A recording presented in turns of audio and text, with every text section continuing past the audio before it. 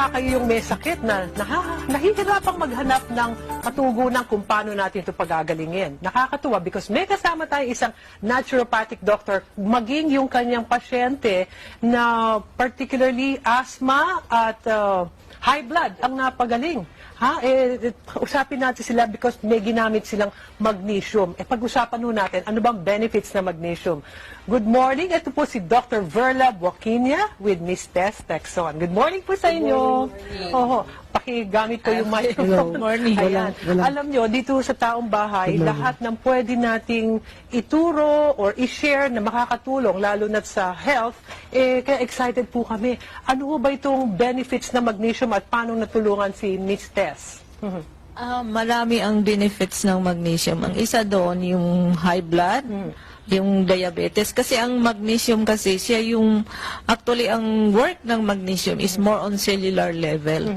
So, siya yung susi, parang siyang tagabukas doon sa cells natin, na kung papasok yung mga nutrients, pag sapat yung magnesium natin, bubukas yung cells, papasok doon sa cells ang nutrients. Pero pag kulang yung magnesium natin, hindi mabukas. So, walang papasok na nutrients or minerals or enzymes na papasok sa cells natin. So, yun yung dahilan bakit tayo nagkaroon ng sakit.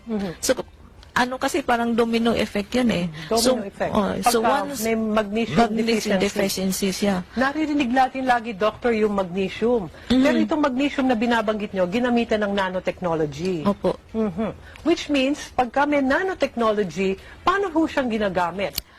Ang magnesium is, according sa yung recent na research, is more effective siya pag gagamitin sa transdermal or sa skin lang kaysa iinumin. Kasi ang iniinom kasi, hindi siya masyadong na-absorb sa blood. So, pumupunta lang siya, natatapon lang siya. So, sayang. Pag sa skin kasi, papasok na kaagad siya sa skin. Kasi sa cell kasi ang work ng magnesium. So, papasok kaagad siya doon. And then, mag-work na siya. So, ang isang example doon, para ma-explain ko sa inyo kung gaano kahalaga ang magnesium, is that kumakain tayo, di ba? So, pag kumakain tayo, more ang energy natin is on carbohydrates. So, yung carbohydrates, pagpasok natin dito sa stomach natin, ida-digest yan at it will turn into sugar. So, yung sugar na yan, yun yung dapat energy natin. Pero, kung walang magnesium doon, yung insulin mismo, hindi siya maka-work eh.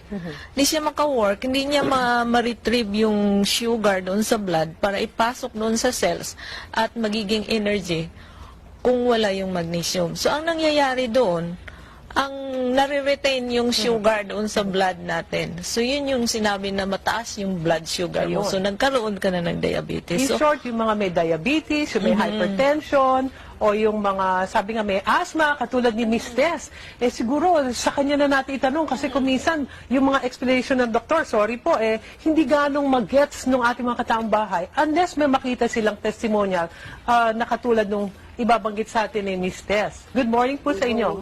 Meron po kayong hypertension, sabi nyo, and asthma. Ano ang ginawa nyo sa magnesium? Paano nagkaroon ng effect sa inyo? Mula nung ginamit ko siya, binababad ko siya everyday, napapansin ko, yun nga, laging normal ang BP ko. Usually kasi lagi siyang fluctuating siya tataas, bababa. So, naging normal siya sa 120, 130. And then, prolong using ito, araw-araw ako nagbababad sa paa. And kasi every 3 months, nagpapa-blood chem ako for my hypertension, iba-iba mga sakit ko.